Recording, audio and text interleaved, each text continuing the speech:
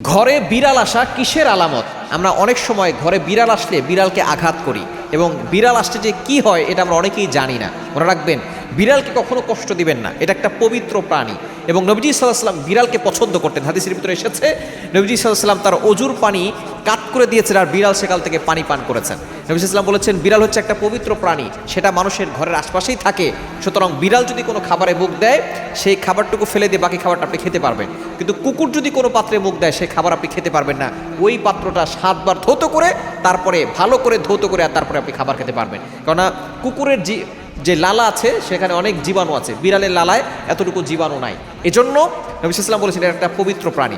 এবং একজন সাহাবী আছেন আবু হুরায়রা রাদিয়াল্লাহু তাআলা আনহু, তার নাম অনেকগুলো রয়েছে, আব্দুল্লাহ রয়েছে, আব্দুর রহমান রয়েছে, প্রায় 40টার মতো তার নাম আছে, কিন্তু তিনি উপাধি পেয়েছেন আবু হুরায়রা।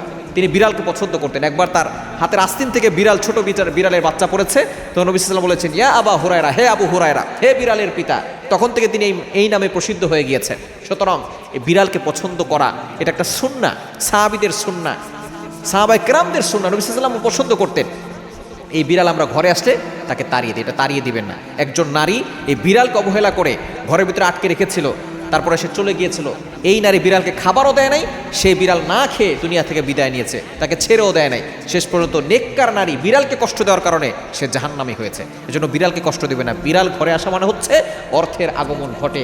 যে ঘরে বিড়াল আসে সেই ঘরে আল্লাহ তাআলা বরকত দেন। আপনার ঘরে যদি খাবার থাকে খাবার দিবেন, খাবার না থাকলে আপনি তাকে আঘাত করবেন না। যদি খাবার দেওয়ার সামর্থ্য থাকে খাবার দিবেন, যদি না থাকে কষ্ট দিবেন না। দেখবেন বিড়াল আসা মানে হচ্ছে আপনার ঘরের ভিতরে বরকত আসা, আপনার ঘরের ভিতরে আল্লাহ পাক রব্বুল আলামিন রহমত নাজিল করবেন। এজন্য বিড়ালকে কখনো কষ্ট দিবেন না।